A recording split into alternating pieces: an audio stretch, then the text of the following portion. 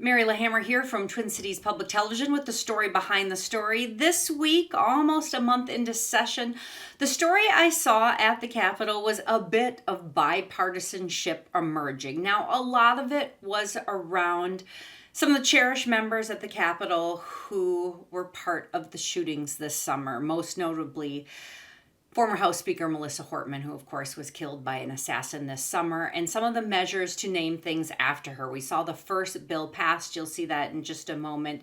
And this was a bill naming some of the solar gardens after her that passed unanimously off the House floor. And that was the first thing that is officially passed. There is another bill coming. We saw that go through State Government Committee. Very emotional, very bipartisan, no votes against any of these measures, all unanimous so far. And that other measure in State Government Committee would be naming the new state office building. This is where House members will office for Melissa Hortman. Now, the interesting part of that, this is a controversial building. We should know this is something that was approved during the DFL trifecta, and Democrats approved it. Republicans were not in favor of it. Even Republicans were campaigning against Democrats on it, and they may still be doing that, kind of calling it a palace for government. It's a large expansion.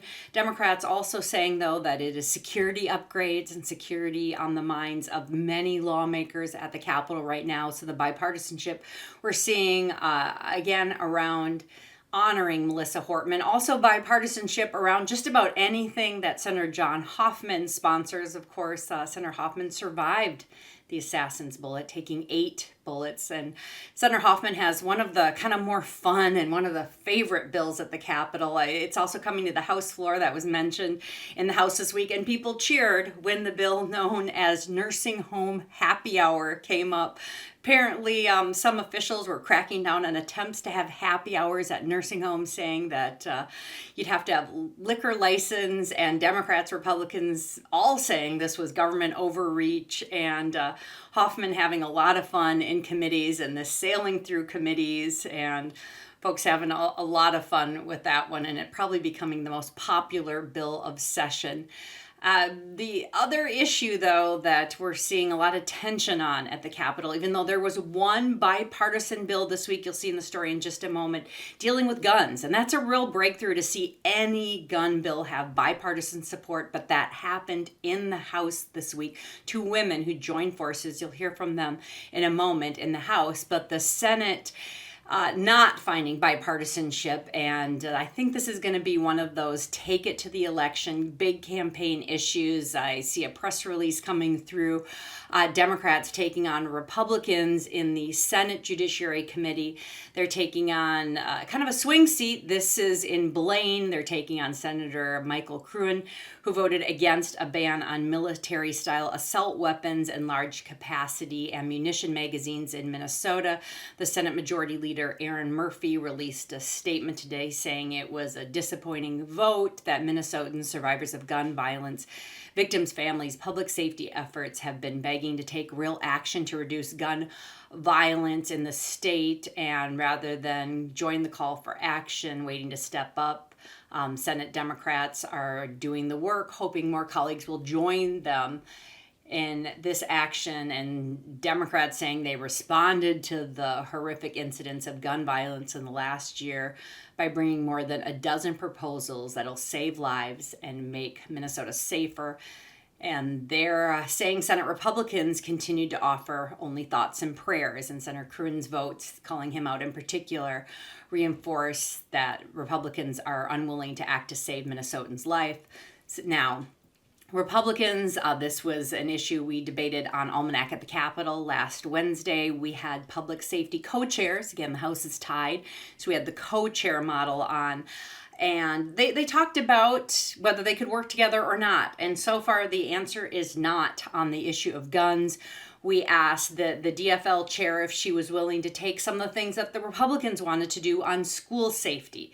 If she would just take the school safety things they could agree on. And she said, no, we want a comprehensive package that includes all of the gun control measures, plus the school safety, not just the school safety. And Republicans are not wanting to do gun control. The one thing that was interesting, couple of other issues that we addressed, but I asked about the new safety measures at the Capitol and the new weapon screenings at the front doors, at the gallery. Just for the Senate has the weapon screenings at the gallery for permit holders. Permit holders are allowed to bring weapons into the state capitol, but not into the Senate gallery. But I did ask the Republican Chair Novotny how he thought the weapon screenings and the new security measures were going at the Capitol, and he said, okay. So I thought that was pretty interesting. So I'll give you a look now at the piece on bipartisanship breaking out on a variety of issues. Then I'll come back and talk to you about one senator in particular, a Senate Republican who broke with his caucus and did make a really interesting bill bipartisan. And the fascinating part here, take a look at this. He did not have to vote for this. Senate Democrats have a majority, so they did not need Republican votes, but he really voted his conscience. And you'll see it was a difficult vote, an emotional vote. I'll talk more about that afterwards in just a moment. Take a look. The first bill to memorialize former House Speaker Melissa Hortman has passed. It is fitting today that we are recognizing this incredible legacy by renaming one of her proudest legislative accomplishments in her honor. Shine bright, Speaker Hortman. I urge everyone to join me in voting green, and let's light up that board for Melissa. There being 133 ayes and 0 nays, the bill is passed and its title is agreed to. Naming solar gardens in Hortman's honor sailed unanimously through a Senate committee. It's sad, because I really do miss her. All those in favor of passing Senate File 3800 and recommending that it be sent to the floor, say aye. Aye. All opposed, say nay. The motion prevails, and you're on your way to the floor, Senator Hoffman. The Senate also managed to pass a bipartisan bill with one Republican vote on emergency rental assistance. I don't know why it's controversial. There's a lot of people in great challenge through no fault of their own. They didn't go riot. They sat in their house terrified. They didn't go to work because they were afraid. And they sat there, and some couldn't even get food. So neighbors had to bring it in under cover of darkness. And so now they can't make their rent. And so it's time for a little humanity to kind of unwind the whole thing. And was it a hard vote for you? No. Have you gotten not at all. Grief for it, pushback? Oh, a little bit, and some accolades. But at the end, you know, you've got to do what's right. And in my 27 years, believe that, I try to do what's right. And you spoke out during the immigration action. You saw some ICE movement in your district that affected your constituents that concerned you, correct? Right, and I wrote a letter to Secretary Noem and Director Holman and said, could you help your officers behave a little better, like what we're used to in Minnesota, and remember the Constitution. I just thought it was the right thing to do. I teach my kids to do the right thing, and so I wrote it very politely, and I got pushed back on both sides. The Senate did its part.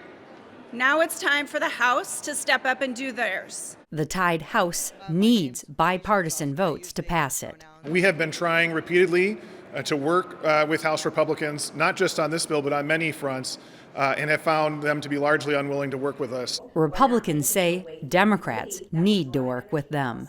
We are nearing the finish. We're looking forward to May, but now is the opportunity for Democrats to show that same commitment to Minnesota families. Time is running out before deadlines, and in a tied House, getting bills moving after deadline would be incredibly difficult. Looking forward to working with the legislators. I think we have quite a good background of information. The bipartisan bill that's perhaps gaining the most attention is nicknamed the Nursing Home Happy Hour Bill.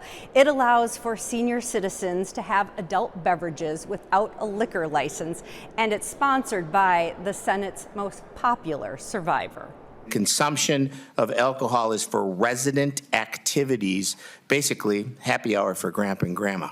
It's to be expected that Senator Hoffman would bring forward the Happy Hour Bill of Rights.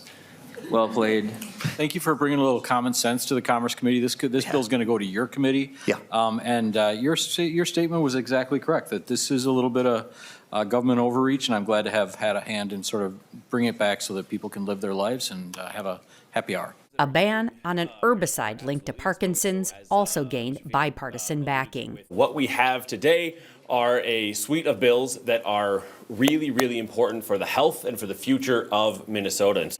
Many have passed unnecessarily. Today's the day, now is the time. A House committee considered a bipartisan ban for weapons. To make sure that those firearms are taken out of hands of abusers and people that could use them to harm others. Thank you so much to Chair Scott, who for years has been raising this issue of removing guns from abusers. And here we are together presenting a gun bill, really, and really with the goal of making sure that the people who should not have firearms don't have them. And a bipartisan bill cracks down on the use of artificial intelligence. This really does span the political spectrum because the harm doesn't know a political party. The law is not keeping up with technology. In the end, a longtime lawmaker like Abler hopes there is a real return to bipartisanship.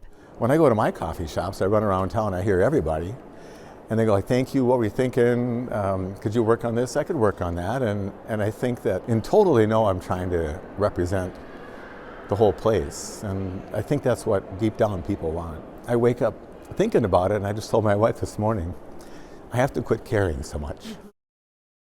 I'm going to tell you some more context on Senator Jim Abler and that interview. It's a relationship I've had for a long time and have covered Senator Abler since he was a House member. We actually started in the legislature at the same time. I was hired at Almanac in 1998, and that's when then House member Abler started his campaign for the House. He actually remembered the very first story I did because that seat had been held by a Weaver, a different member of the Weaver family for a long time. He said, I remember when you did that stand-up where you went fishing for a Weaver in the Rum River and that there weren't any Weavers, and a guy named Jim Abler won that House seat, and then he went to the Senate, and Senator Abler has been in the legislature for 27 years. I've covered him a lot, and he's been an interesting guy from day one. Different, moderate, quirky, fascinating. He's a chiropractor who's always interested in healthcare issues, often works across the aisle. Covered him a lot. I told him the story the other day where he said, yeah, you've done a lot of stories. And I said, well, you're interesting. And when lawmakers complain to me, why don't you ever cover me? I'll say, well, do something interesting. And I guess Senator Abler's done a lot of interesting things over the years, including this, breaking with his party on a variety of immigration issues. And he wrote a letter back in February that I mentioned in the story, and I thought I'd tell you some more about that. It was to Director Homan, and he starts out by referencing when he was a boy, he would watch Superman back in black and white and talked about how Superman worked for good and saved people from danger and villains, and how he stood for truth, justice, and the American way. And he believed in that ideal and still does. And he said justice and truth are still possible, and said Director Homan could be part of that in Minnesota, and that most Minnesotans agree that they don't want criminals roaming the streets. And he did say that the tactics used by ICE to find undocumented persons and criminals have caused many to be extremely fearful and have disrupted family life, daily activities, and commerce unnecessarily. He said, it has not been going well, and you have commented, quote, mistakes were made. And he said, I don't need to enumerate on them, but countless wrongful detentions of innocent citizens and legal non-citizens have been reported. He used one recent example. He's enclosed of 2 vans pulled over by ICE agents in Dayton, Minnesota. The drivers were Native American and Asian and were transporting students in school district vans. He said there's no way these public school vans could have been part of any watch list. It was recorded on school district video. He said not okay, because how it has been. Many of us cheered on your arrival. We're grateful to hear that you would be refocused on bad guys. He said, please allow me to offer you some advice. He said, focus on that. And we wouldn't have to concern ourselves with ICE visiting homes, and he doesn't want people to be nervous, and he wants people to be able to relax, and that children could be safe from terrifying engagements with ICE agents, and talked about how all the good neighbors are still helping friends and neighbors in his district. Again, this is the Anoka North Metro. No more school vans being pulled over. And he said, first of all, Please declare all of that out loud. Please state the obvious. We need to hear it. Please remind us that the Bill of Rights is sacred to you as it is to all of us.